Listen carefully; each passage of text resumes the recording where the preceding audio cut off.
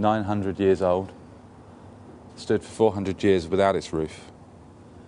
And you pan round, and as you go around this castle today, hopefully you'll fall in love with it like many people have whenever they visited this keep. But hopefully you'll get a much better understanding of what kind of trials and new siege this keep is under. This keep is under a constant attack. And it's not by King John, it's not a peasant's revolt, it's the weather, it's the elements. And hopefully we'll be able to show you that today. Okay, we're standing just inside the entrance, what is the constable's room. And as you're looking up, you'll see the central wall, which has been partially come down. And you'll see the grand hall and the gallery just above the large arches. And as you move down, you're looking at the walls, and you can see how damp they are. But some of the key features you need to look at is obviously around the entrance to the well, the deterioration there. As we look round the grand hall, we see how impressive it would have been. But we can see the very, very slow but persistent attack of the weather on every part of this keep.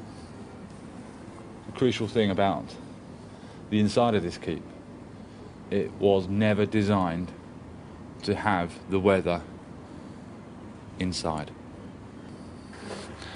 As you look to your left, you'll see one of the large windows of the keep. In its day, awesome to have looked through and fantastic. And we're standing up on the gallery level of the grand hall. But when you look at the size of this window, you can see from its sheer scale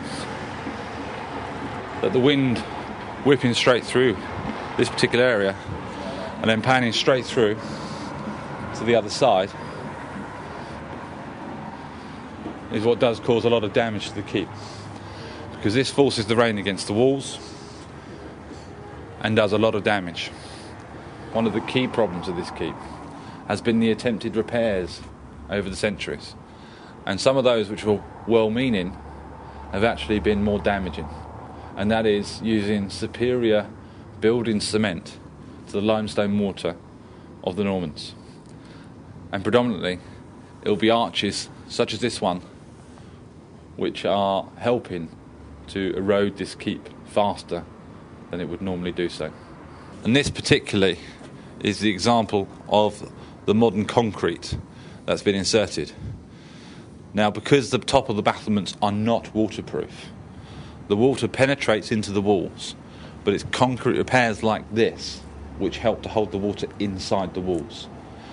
Now, this poses some of the greatest threat to the keep, because water being held inside the walls during freezing weather is what poses the greatest risk, because obviously it can crack the walls and it can do damage much more quickly.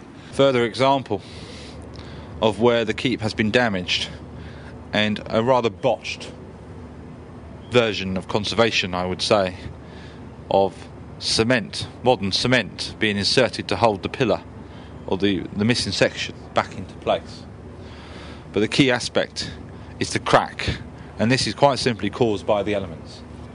And this keep, built at the same time as that cathedral, and the comparison between the two couldn't be more stark.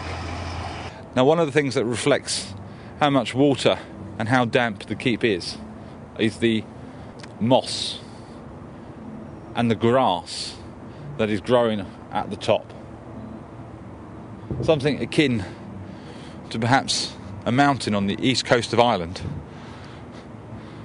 but sadly is actually the top of one of the greatest keeps in our history.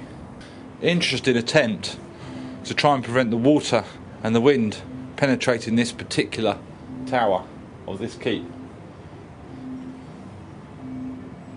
We would like to improve on this type of quality of conservation and give it a much greater and more sustainable future than this represents. So what are we about?